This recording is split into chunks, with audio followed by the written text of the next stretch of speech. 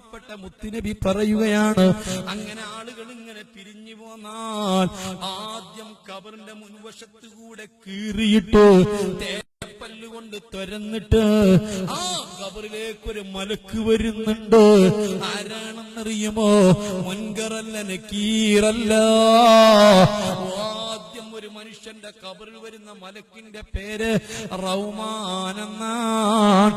ആ റൗമാൻ എന്ന മലക്ക് വന്നിട്ട് ഈ പുറത്തുള്ള ആത്മാവിനെയും ഈ ഡെഡ് ബോഡിയെയും പരസ്പരം ഒന്ന് ബന്ധിപ്പിക്കുന്നു, ഒരു കണക്ഷൻ കൊടുക്കുന്നു.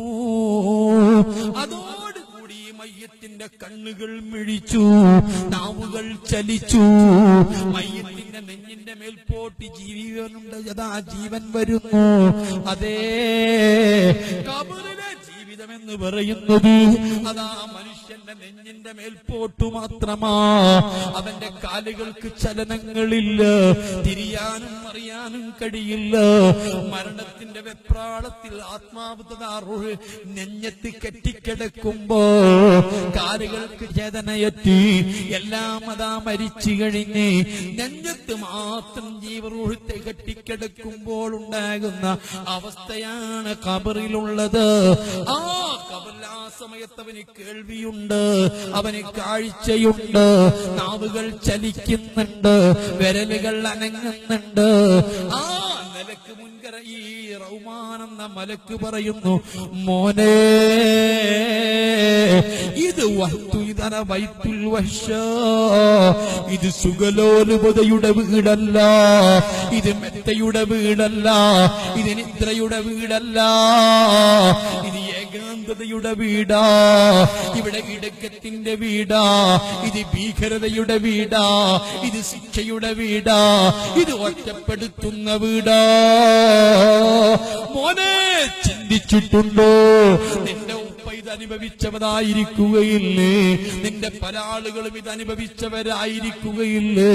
അവരവസ്ഥ ചിന്തിച്ചിട്ടുണ്ടോ? ഈ റഹ്മാൻ എന്ന മലക്കടുത്ത് ചെന്നുകൊണ്ട് പറയുന്നു, മോനെ ഈ എഴുതിക്കോ, നിന്റെ സർവപ്രവർത്തനങ്ങളും എഴുതിക്കോ.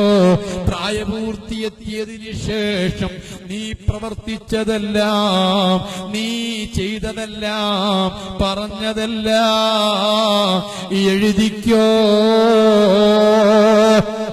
ഓ സഹോദരാ, നീ വിദേശത്തേക്ക് പോകുമ്പോ നീ ഫ്ലൈറ്റിൽ വെച്ചുകൊണ്ടതാ ഏത് രാഷ്ട്രത്തിലേക്കാണോ നീ പോകുന്നത്, ആ രാഷ്ട്രത്തിലേക്ക് ഫ്ലൈറ്റ് ഇറങ്ങുന്നതിന്റെ അല്പം മുമ്പായി നിന്റെ മുമ്പിൽ ഒരു കാർഡ് തരുമല്ലോ. ആ കാർഡിൽ നീ പൂർണ്ണമായ നിന്റെ വിലാസങ്ങൾ ചേർത്തേണ്ടതുണ്ട്, നിന്റെ ഉദ്ദേശങ്ങൾ ചേർത്തേണ്ടതുണ്ട്, യാത്രയുടെ ലക്ഷ്യങ്ങൾ ചേർത്തേണ്ടതുണ്ട്. ആ എല്ലാം പൂരിപ്പിച്ചിട്ട് ആ നിന്റെ കയ്യിലുള്ള കാർഡ് അവിടെ എമിഗ്രേഷൻ കൗണ്ടറിൽ കൊടുക്കേണ്ടതുണ്ട്. നീ വിദേശത്ത് ഇങ്ങോട്ട് വരികയാണെങ്കിൽ ഇവിടെ എയർപോർട്ടിൽ ഫ്ലൈറ്റ് ഇറങ്ങുന്നതിന്റെ മണിക്കൂർ മുമ്പ് നിന്റെ മുമ്പിൽ കയ്യിൽ ഒരു കാർഡ് തരുമല്ലോ. മേൽവിലാസം എഴുതണമല്ലോ, നിന്റെ നാട് എഴുതണമല്ലോ, ഡീറ്റെയിൽസ് മൊത്തം എഴുതണമല്ലോ, പാസ്പോർട്ട് നമ്പർ എഴുതണമല്ലോ. ഇതേ രൂപത്തിൽ റഹ്മാൻ എന്ന മലക്ക് പറയുന്നു, എഴുതിക്കോ. ആ സമയത്ത് ഈ മനുഷ്യൻ ഖബറിൽ വെച്ചുകൊണ്ട് പറയും, ഹബീബ് പഠിപ്പിക്കുന്നു അറിയില്ല, ഈ എഴുത്തറിയില്ല.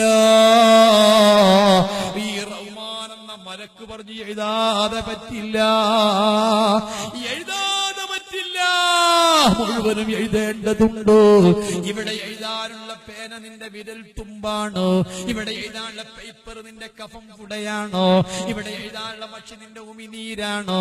തന്റെ വായിൽ നിന്ന് ഉമിനീര് കുത്തിയിട്ട് ഒരു കണ്ണം കഫം ഇവിടെ മുറിച്ചു കൊടുത്തിട്ട് അതാ ജീവിതത്തിൽ സംഭവിച്ചത് മുഴുവനും, പറഞ്ഞത് മുഴുവനും, ചിന്തിച്ചത് മുഴുവനും അവൻ ആ സമയത്ത് ഓർമ്മ വരുന്നു, എഴുതി കൊടുക്കുന്നു, അവന്റെ കഴുത്തിൽ കെട്ടിത്തൂക്കുന്നു.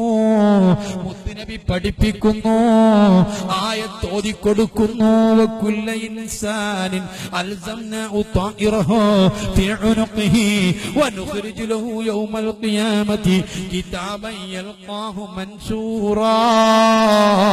സർവ കാര്യങ്ങളും എഴുതി തൂക്കിപ്പോ. സൂപ്പർ സ്പെഷ്യാലിറ്റി ഹോസ്പിറ്റലുകളിൽ ചെല്ലുമ്പോ ഓരോ രോഗിയുടെയും ഡീറ്റെയിൽസുകള്, നടത്തിയ പരിശോധനകള്, അതിന്റെ റിസൾട്ടുകള്, കൊടുത്തുകൊണ്ടിരിക്കുന്ന മെഡിസിനുകള് എല്ലാം കെട്ടിത്തൂക്കി ബെഡിന്റെ താഴെ കെട്ടിത്തൂക്കുന്നത് പോലെ, കട്ടിലിൽ കെട്ടിത്തൂക്കുന്നത് പോലെ ഈ മനുഷ്യന്റെ കഴുത്തിൽ കെട്ടിത്തൂക്കിപ്പോ പറയുന്നടോ, കാത്തുകിടന്നോ, മുൻകർ നക്കീർ വരുന്നു, ഫത്താനുൽ ഖബർ വരുന്നു, ഖബറിൽ വല്ലാതെ ഫിത്നയാക്കുന്ന മലക്കുകൾ വരുന്നു, മൂർഖൻ പാമ്പുകൾ വരുന്നു. ആഖിർ സമാനിലെ മക്കളെ, ഈ പറഞ്ഞ കാര്യങ്ങളൊന്നും നിങ്ങൾക്ക് വിശ്വാസമില്ലെങ്കിൽ 5 5 10 ഉറപ്പിക്കും പോലെ നിങ്ങൾക്ക് ഉറപ്പ് വന്നിട്ടില്ലെങ്കിൽ നാളെ മുതൽ നിസ്കരിക്കണ്ട, നോമ്പെടുക്കണ്ട, ധർമ്മം കൊടുക്കണ്ട, മുസ്ലിം എന്ന് പറയണ്ട. ഈ വിശ്വാസമാണ് മുത്തുനബി അവർക്ക് പഠിപ്പിച്ചത്. ഇതാണ് ഇസ്ലാമിനെയും മറ്റുള്ള മതത്തെയും വേർതിരിക്കുന്നത്. ഈ വിശ്വാസമില്ലെങ്കിൽ ഇസ്ലാം ഇല്ല. ഇതാണ് സാക്ഷാൽ അബൂജഹലിന് വിശ്വാസം വരാതിരുന്നത്. ഇതിന്റെ പേരിലാണ് മുത്തുനബി അവർ അവഗണിക്കേണ്ടി വന്നത്. ഇതിന്റെ പേരിലാണ് ഇത്രമാത്രം പ്രിയങ്കരനായ മുത്തുനബി അവര് ആട്ടിയോടിക്കേണ്ടി വന്നത്. ഈ അത്ഭുതങ്ങളെല്ലാം കാണിച്ചു കൊടുത്തിട്ട് ബോധ്യം വരാതിരുന്നത് അവർക്ക് ഈ വിശ്വാസങ്ങളായിരുന്നു. മുസ്ലിമീങ്ങളെ, റഹ്മാൻ എന്ന മലക്ക് പറയുന്നു, കാത്തുകിടന്നോ, പാമ്പുകൾ വരാനുണ്ട്, തേളുകൾ വരാനുണ്ട്, ഇരുമ്പിന്റെ ദണ്ടുകൾ വരാനുണ്ട്.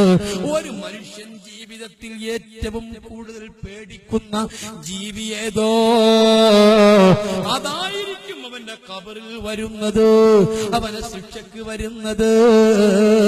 ഇങ്ങനെയല്ല